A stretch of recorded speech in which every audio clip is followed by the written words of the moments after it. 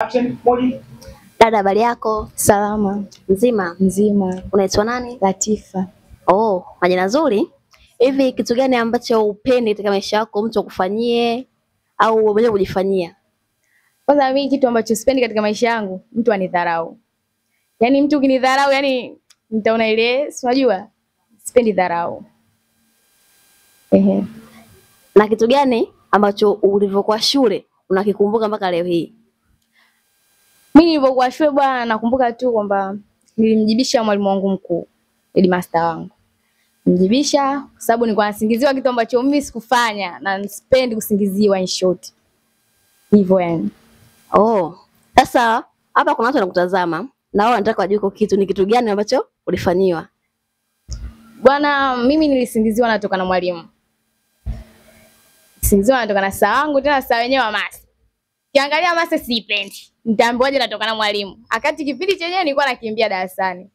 Kwa vile mwalimu akiingia darasani labda akiwa tu anasema, unajua kuna walimu wanapenda ukishajua upendi masi tena. Utasikia wewe simama kajibu swali. Kwa kila muda kama alikuwa ananipointi mimi.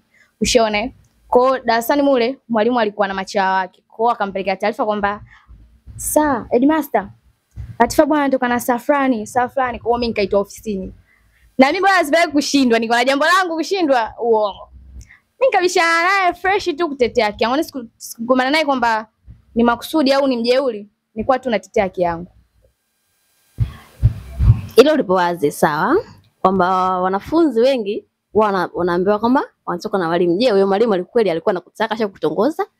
Hata siku moja hajawahi kunifuata wala hajawahi kunitongoza.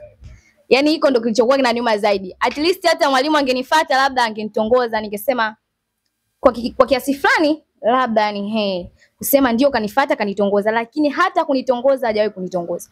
Ndio kitu ambacho kilikuwa kinaniuma zaidi. Na angekutongoza je, ungemkubalia? Kumkubalia hapana. Kwa sababu katika maisha yangu, yani katika kusoma kwangu kote mimi sio kwamba walimu hawajawahi kunitongoza, wamewahi. Sasa ukiangalia walimu wa field wale ambao wanakuja kwa miezi michache kufundisha. Lakini sikuwahi kumkubalia mwalimu yoyote na nisingemkubalia. Ulivyokuwa unasoma shule, imagine form 4 ulikuwa na mahusiano na watu wangapi? Hapana, sikuwa na mahusiano. Why? Sababu yani mimi nilikuwa ile mtu wa mimi ukinifuata nakwambia ukweli hapo hapo. Alafu nilikuwa walikuwa wananiogopa sana kwa sababu nilikuwa mtu ambaye mimi nilikuwa siwezi kaficha ovu la mtu. Mimi nifuate unitongoze, nakupa ukweli wako, ukichukia is up to you. Kiamua kuingia na mimi is up to you. Unapokuja ndio ninapokupokea in short. Na nje ya shule, mtaani je au kwenye vikundi je kuwa na mahusiano na mtu yote? Nishawahi kuwa nayo. Mpaka leo bado nayo au hauna? Hapana, sina. Yaani hapana, sina, sijakuwa mmeachana au nimeachana. Kisa nilimfumania. Ulimfumania na mwanamke mmoja au wanawake wawili? Zaidi ya mwanamke, yani zaidi ya wanawake wawili hivyo. SMS kusoma nakuta nini? Haya pale yani ulimfumania uliumia au ulifanyaje yani? Kuumia hicho lazima. Kuumia tu, kuumia lazima umie. Ushaona? Mpaka unajikuta machozi yanakutoka bila wewe mwenyewe kutarajia. Unajizuia lakini unakuta bado yanatoka.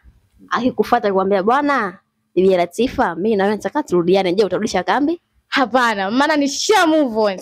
Yaani moyo wangu huwezi tena ukarudi nyuma. Kwa sababu nishamdharau. Sababu unajua mtu ukitokea kumpenda sana, then akija kufanya kosa ambalo likakupiga pigo la kweli. Sidhani. Kwa upande wangu mimi lakini. Kumbe ila sasa hivi una mtu mwingine? Hapana bado. Mapenzi yamekutenda usio? Sana.